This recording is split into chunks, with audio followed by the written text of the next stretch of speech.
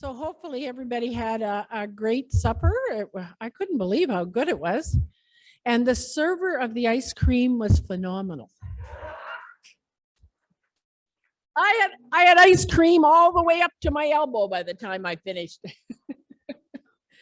Anyway, I'm going to call on Nancy and Helen, or is it just you? Just okay, it's just Helen or Nancy, whoever. I heard that, Barb. There's a joke in the city that often Helen and I encounter because we look a lot alike, that people will say to Helen, "Oh, the funeral you did for my dad was amazing." And Helen will go, "I think that was Nancy." And vice versa. We don't know why, but it's an honor often to be confused for the other. So we take it that way. So, and we found in the paper one day, one obituary had, was it Reverend Helen Ferguson? Even the funeral homes confuse us. So Barb, you're in good company. Anyway, we're back up here. And at the beginning of our time together, Barb introduced the staff people from Nashville that are part and parcel of our gathering this year. And one of those persons is Jennifer Henry. Unfortunately, as we said earlier, Jennifer can't be here in person, so she's joining us remotely to do her theme presentation. But she was one of the staff people that was instrumental when our denomination was developing a new call statement. And you've received lots of emails and material through the national website, ways in which you can start talking about it. Deep spirituality, bold discipleship, and daring justice. So with Jennifer's help tonight, we are going to dive in. So we invite Jennifer to join us now.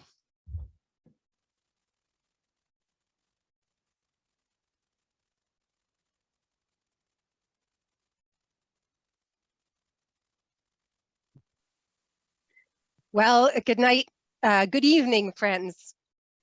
I have heard wonderful things about the folks of this region, wonderful things. And I really was looking forward to being with you in person. But COVID, and now here I am speaking to you from the land governed by the Dish with One Spoon Wampum Belt Covenant in Toronto. And tonight I want to talk to you about call.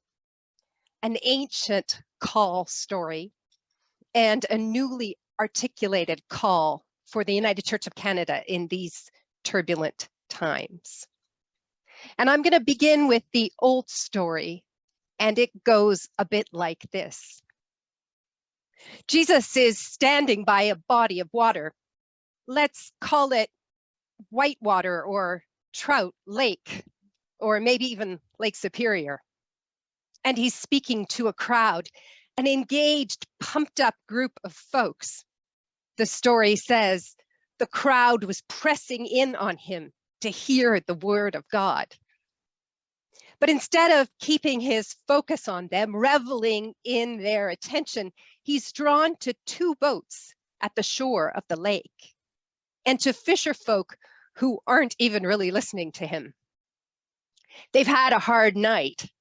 They're tired, discouraged, maybe even a bit despairing. They've weathered tough times, worn out from the weight of, say, something like pandemic, growing secularization, less and less folks to share the work in their community. And you know what? He goes over and he gets in their boat. Jesus has a whole crowd who are listening attentively to him, but he goes straight for the fishers, directly to those distracted, tired, and despairing ones, and he draws them out. He puts himself in their boat. He gets into one, the one belonging to Simon, and he asks him to go out a little way from the shore. For a while, he uses the natural amplification system to continue speaking to the crowds, but I think it's also a chance to talk right into those fishermen's ears. They don't really have anywhere to hide. They're in the front pew of church now, Jesus's next ask to them is a bigger one. Pull out into deep water and lower your nets for a catch. It's such a compelling image. You're in deep water, a sense of being over your head, in potential trouble, dangerous, ominous, and yet it has another meaning. That sense of plunging into importance, of going deep in challenge, in commitment, in faithfulness. Skimming the surface is not enough. Plunge yourselves into meaning. Soak yourselves in commitment.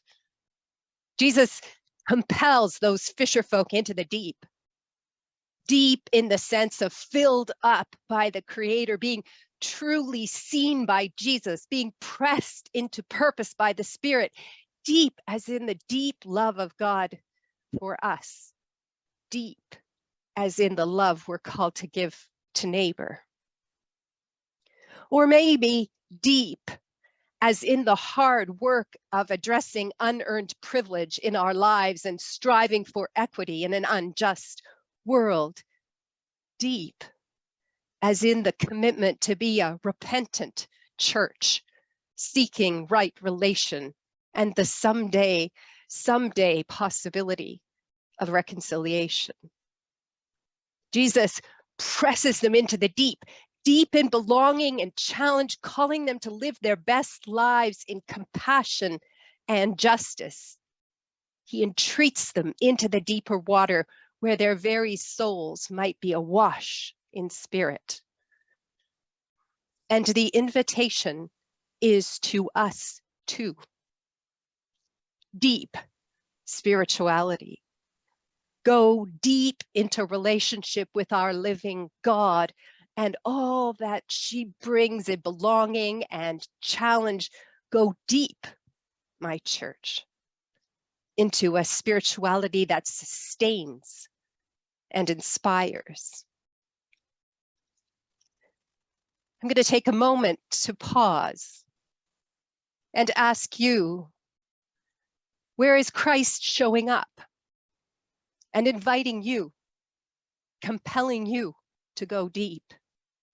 I just invite us to take a few minutes in silence with that question now.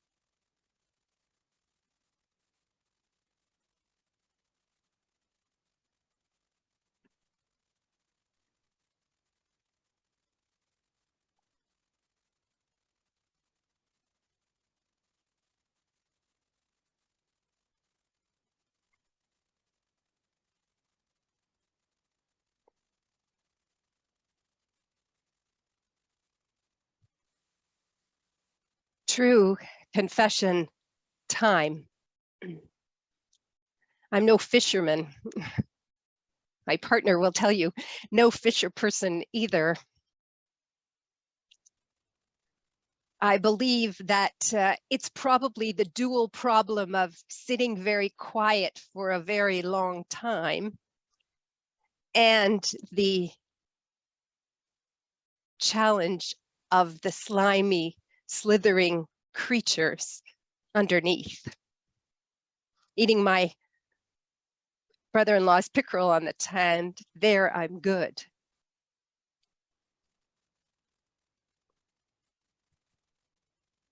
I'm no fisherman, but I'm astonishing like Simon in this story. When Jesus calls Simon to put out into the deep water and let down his nets, he responds with an adolescent, "If you say so," and with a little, "We did that already and it didn't work." Something like that trips off my tongue a little too often, out of my mouth to younger disciples who offer ministry ideas with enthusiasm. Said with my inside voice, hopefully, to ambitious ideas. I know a little too well this Simon of the eye roll, this Simon of the been there and done that. What's interesting to me is that Simon doesn't believe the word Jesus speaks to him, and yet he does act. He says, "Okay, whatever," but he tries again. And the word lived out in action is bait for a full catch. His action renews his belief, forging his identity as a disciple. Simon's action, even with a scarcity of faith, restores his own hope abundantly. I've lived waves of going through the motions kind of discipleship, but yet like Simon, I too have had my hope renewed.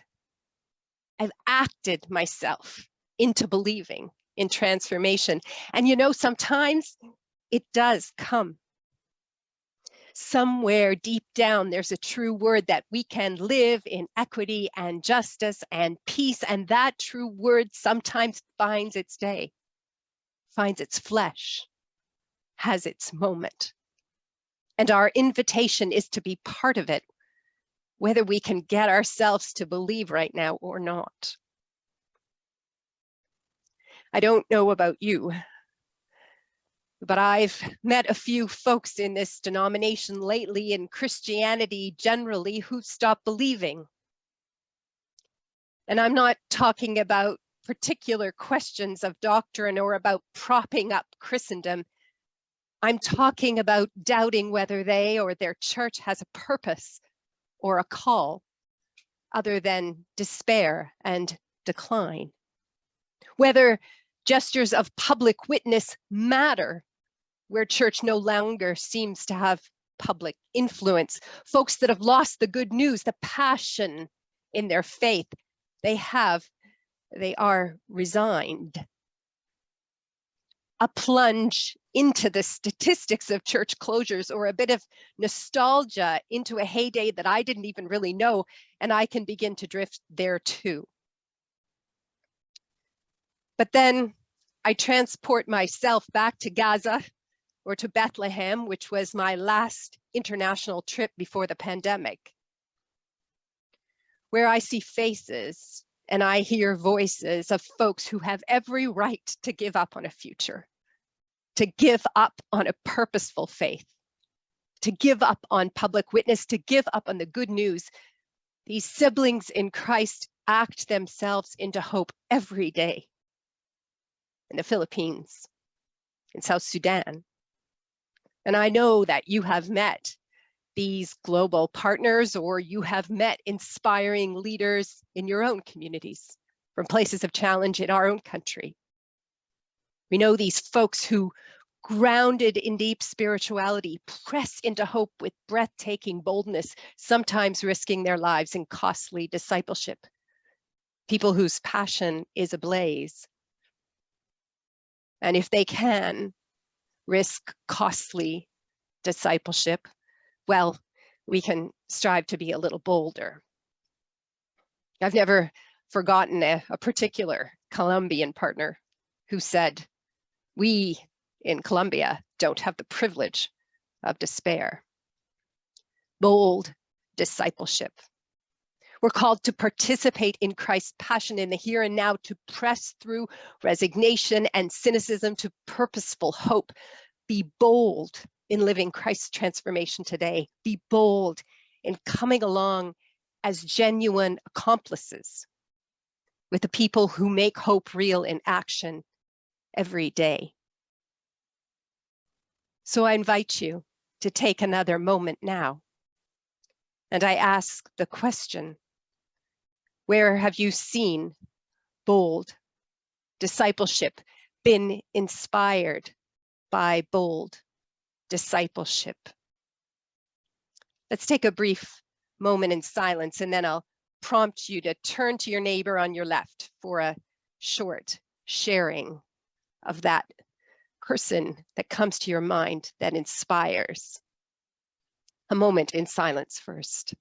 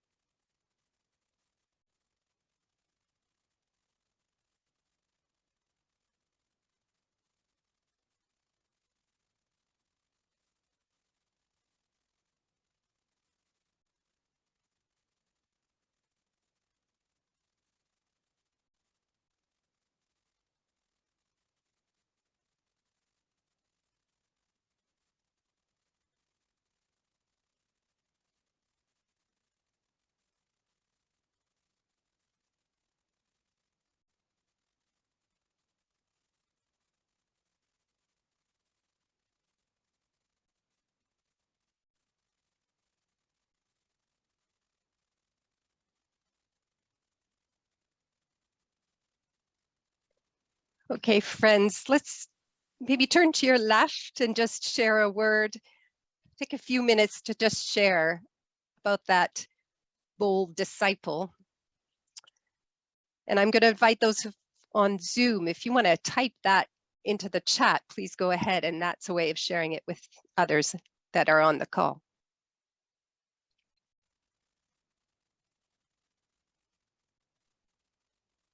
I'll just give you a few minutes to have that conversation with your neighbor.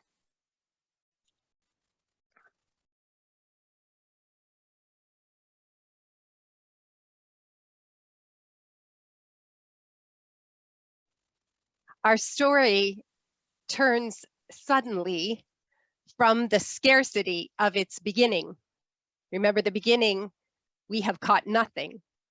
And now we're at so many fish that their nets were beginning to break. Seeing Jesus's promise come true, Simon Peter faces his previous doubt, and he says to Jesus, "Go away from me, Lord, for I am a sinful man." It always catches my breath that Simon says, "Leave me, I'm sinful." And Jesus responds in immeasurable grace, "You're afraid. Don't be. Come with me." Jesus doesn't leave tired Simon or doubting Simon or fearful Simon. Jesus pulls him in closer into relationship with him and into discipleship for the sake of the whole community. Simon leaves everything to follow. Like Simon and James and John and Mary, we too are called by name. But called to what? From now on, you will be catching people, or the more traditional, "I will make you fishers of men." What do we make of this? A clue might be found in Amos 4:2 with these words: "The time is surely coming upon you when they shall take you away with hooks, even last of you with fish hooks." And who's on the hook? In Amos 4:1, those who oppress the poor and who crush the needy. Now, when we read the gospel with this prophetic text, it kind of changes things. Yes, it's a call to spread the gospel, to build a movement, but what kind of movement? It's a movement that dismantles existing orders of privilege, a movement that brings joyful liberation. It's a table-turning, world upside down people's movement that Simon is called into. A movement inclusive of rich and poor, of the marginalized and the powerful, but one that requires the powerful to change. Here, love of Jesus is change of heart, but it's also a change of economic relationships, the first of which is that of the disciples. Leave everything and follow me. And they do it. These oppressed fisher folk can break with business as usual, leave their nets and follow. But later in the Gospel of Luke, we find that the rich young ruler cannot. He's into privilege too deep. The Jesus movement is about new ways of thinking, but so too daring acts of justice, resistance to the powers, solidarity with those made powerless, an alternative social and economic practice that builds the kingdom on earth. Daring justice. Do not be afraid, my friends, to come together in transgressive solidarity. Fear not, my church, to live the daring justice into which you are called. So I'll offer you a final point of reflection, and I invite you to do this in table groups, and I'll ask those who are on the line to continue the conversation in the chat. We'll take about 8 minutes or so, and so it'll be the starter of a conversation. Hopefully you'll continue over the weekend. Where is your community pressed towards daring justice? And alongside whom? So I invite you to have that conversation in table groups now.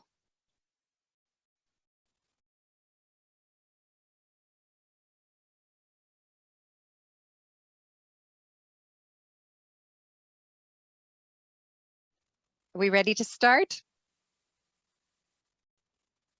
Remember that you can continue this conversation over the weekend. You might have been intrigued by something one of the folks around the table has begun to share, and you'll have an opportunity to follow that up over coffee and in conversation. That's one of the great things about these gatherings.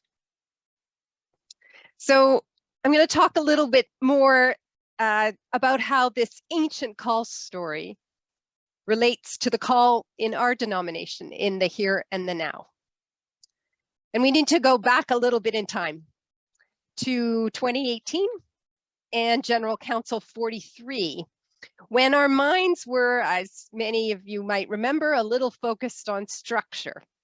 And some folks suggested that we really try to discern common mission and vision, and we try to answer the question, to what is Christ calling us? What's our unique witness in a time such as this? And those were the proposals that were put forward. And it took some time to get our feet on this path of pandemic and all. But in late 2020, under General Secretary Michael Blair's leadership, we began a process towards the development of that mission and vision within a broad process towards a strategic plan. We began to plan, which in itself is a statement of commitment to a future. From January to June of 2021, we engaged in consultation, town halls and Indigenous church circles and focus groups and surveys, and discerned what we believe to be the specific call and vision in a time such as this. What are the words that might disrupt the narratives of decline and despair that were captivating many of our conversations together as church? What were the words that could connect us to one another, celebrating our diversity, but bringing unity in shared hope? We didn't begin with a piece of paper, a clear piece of paper. We began by claiming as foundational the affirmations that are in our statements of faith. We saw those as foundational, and we wanted to be in continuity with those statements that we have made to one another. And so we sought to be continuous, but in a moment such as this, in a time such as this. We also surfaced core values. And we did that through a process that brought the National Indigenous Council and the General Council Executive together and in circle invited them to name their own values, their personal values that came from their faith stories. Maybe some of you were participants in that process.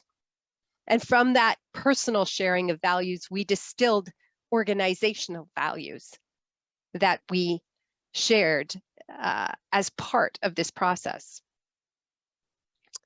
And then we also made it clear that we already had commitments, sacred promises that we have made to one another. Sacred promises we strive to keep that are about who we are becoming.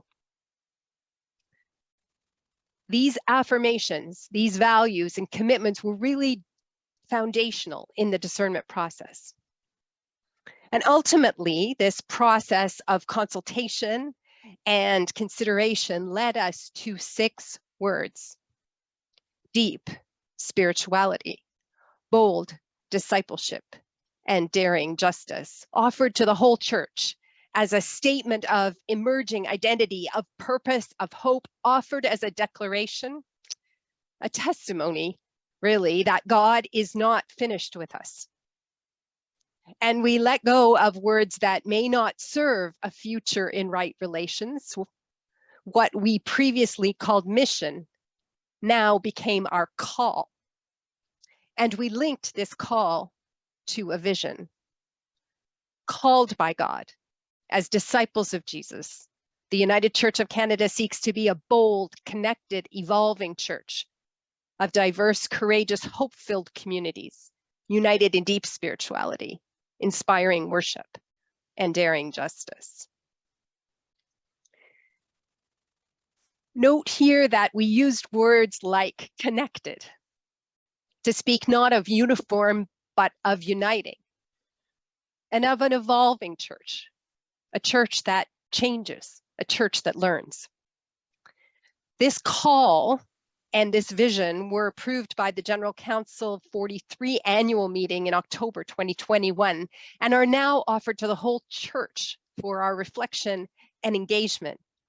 What meaning do we bring to these words in our contexts, in our different ministries? And we have, through the website, begun to collect and develop resources to animate this call. And so you can have a look on our websites to see a brief video and some beginning worship materials. And we're inviting folks to hold a service in the near future around the themes of the call and vision to help the whole church be introduced. And if you're planning to develop material, we would really love it if you could share it, either on social media or at planning@unitedchurch.ca so that we can share it with others. We're hoping to work together to develop more resources to support the animation of this call and vision, not as a sprint, but as a longer journey of engagement and reflection leading into 2025.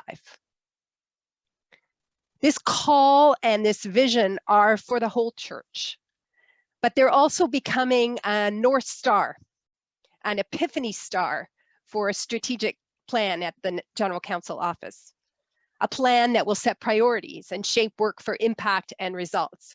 And we're working together to develop this detailed plan now. We're hoping to have it ready to go to implement in 2023. And it has 5 key strategic objectives related to justice, leadership, common good, climate integrity, and growth, working side by side in Indigenous pathways.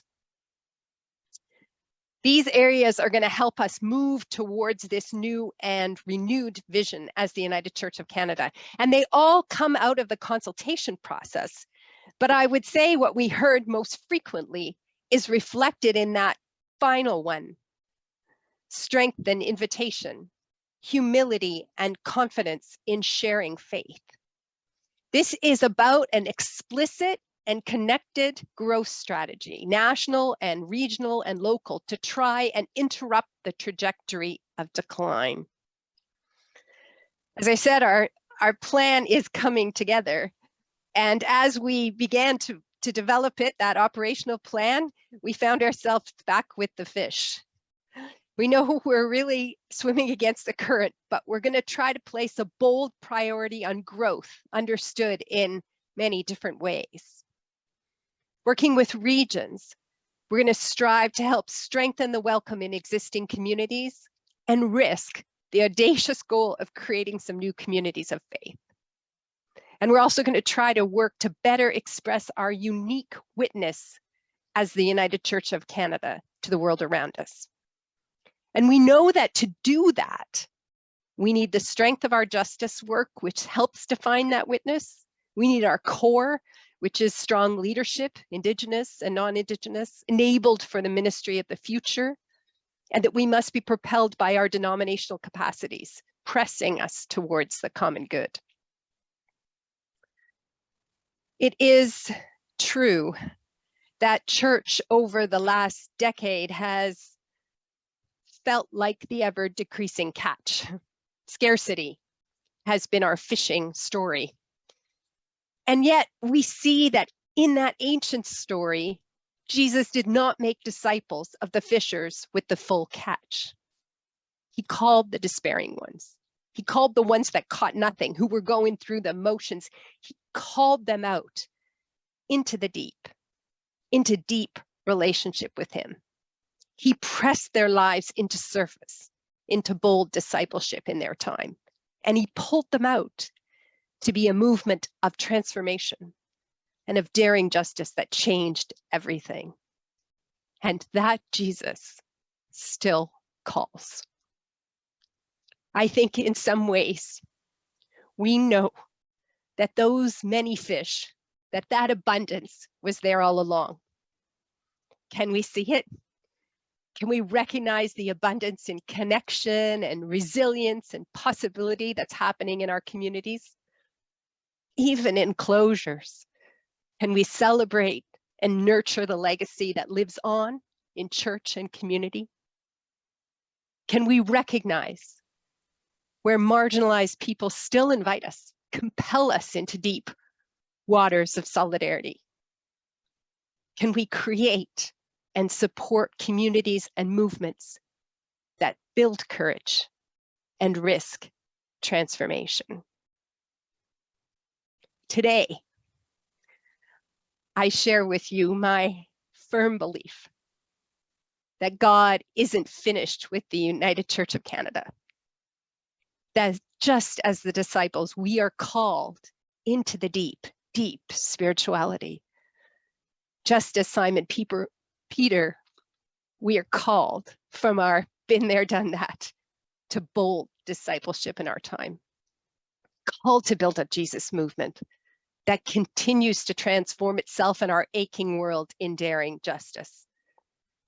It's an old call made new to be a unique witness to the liberating Christ risen in this place and time.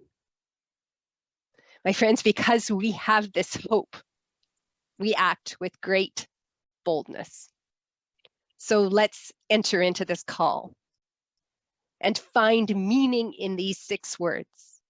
Find joy in this vision and make hopeful plans towards a vibrant next 103 years. Deep, bold, and daring. To this, we are called. Thank you for listening.